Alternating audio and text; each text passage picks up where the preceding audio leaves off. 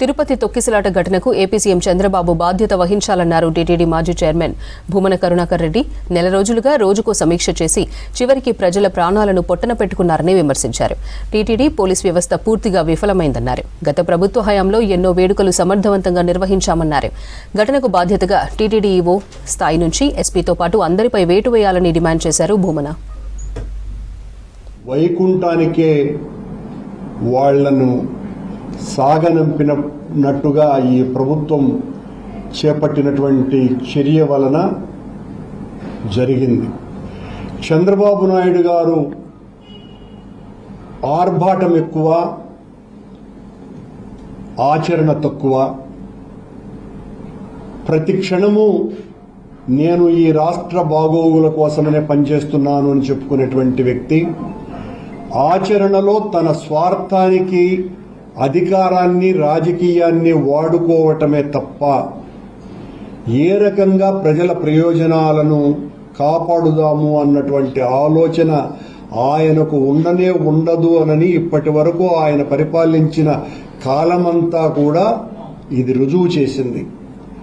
ఈయన హయాంలోనే గతంలో గోదావరి పుష్కరాలలో దాదాపు 30 మందికి పైగా ఈయన ప్రచార ఆర్భాటం వలన తొక్కిసలాటలో చనిపోయినారు. కేవలం ప్రచారం కోసమని. ఈరోజు వైకుంఠ ఏకాదశిని పురస్కరించుకొని మేము తిరుమలకు అద్భుతమైనటువంటి ఏర్పాట్లు చేస్తున్నాము అని నెల రోజులుగా ఓదర కొట్టినటువంటి వాళ్ళు, రివ్యూ మీటింగులు, వరుస మీటింగులు జరిపినటువంటి వాళ్ళ ఫలితం 6 మంది భక్తుల మృతి, దాదాపు 40 మంది ఆసుపత్రి పాలవటము. ఎవరికి వారు ఘనతంతా మా ఖాతాలలో వేసుకుందామన్న ఆర్భాటంతోనే ఈ సమీక్షలు చేసినారు. ఈవో సమీక్ష చేస్తే కింది స్థాయి వాళ్ళని పట్టించుకోరు. ఆయన ఒక సమీక్ష చేస్తాడు, చైర్మన్ ఒక సమీక్ష చేస్తాడు. ఆ చైర్మన్ సమీక్షకు జేఈఓ కూడా వెళ్ళడు.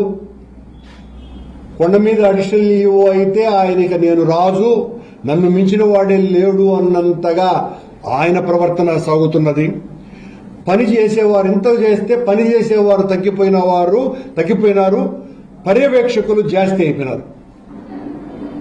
పని చేసే వాళ్లను కూడా పని చేయనివ్వకుండా ఈ పర్యవేక్షకుల సంఖ్య పెంచుకొని ఈ సంఘటనకి కారణభూతులైనారు.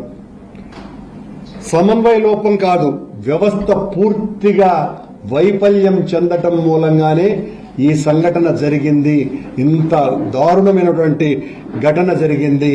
ఇందులో పోలీసులు, అలాగే టీటీడీ విజిలెన్స్ వ్యవస్థ పూర్తిగా విఫలమైంది.